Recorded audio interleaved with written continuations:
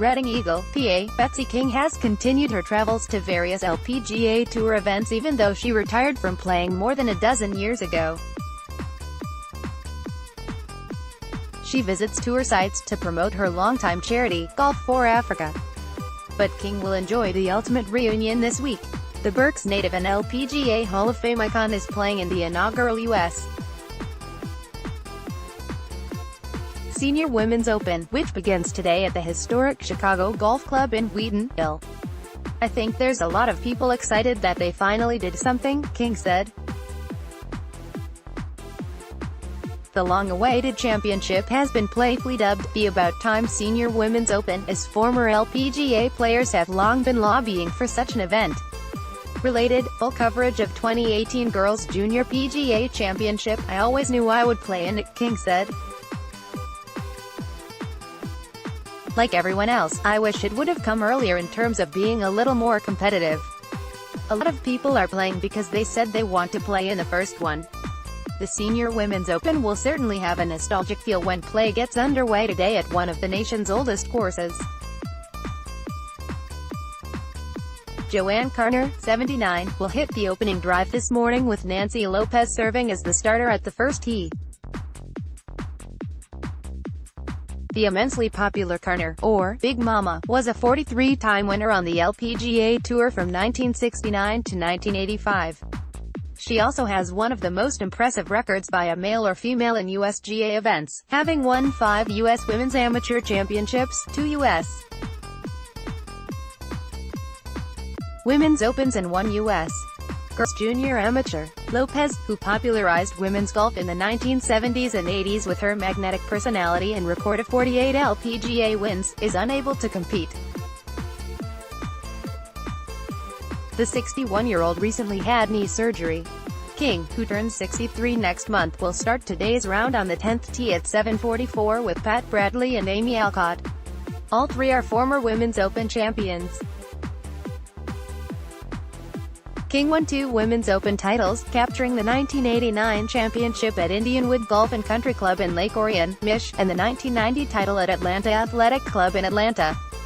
She finished her 28-year career with 34 LPGA wins, 6 majors, 5 Solheim Cup appearances as a player and 1 as a captain.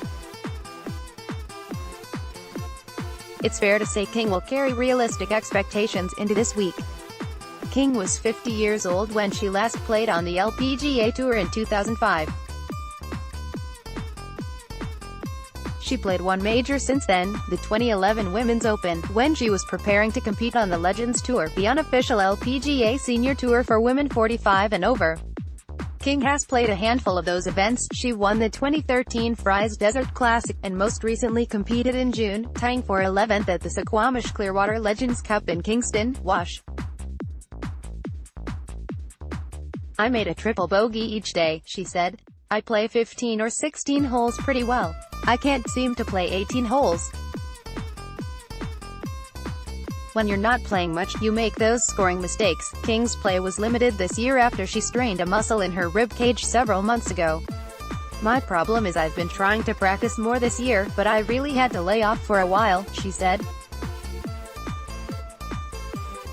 It was painful to swing. King had healed by mid-May, but by that time she was preparing for a trip to Africa. She makes several a year as part of her efforts to help provide water, educational needs and medical care to children and families in countries such as Rwanda and Zambia. After King returned from her overseas trip, she started preparing like mad. She took a couple of lessons with her longtime coach at Oldfield and played as many rounds as she could, including one at Berkeley Golf Club earlier this month with her brother, Lee. King had made an unexpected trip to Berks County from her home in Arizona to attend the funeral for local PGA instructor Bob Kramer.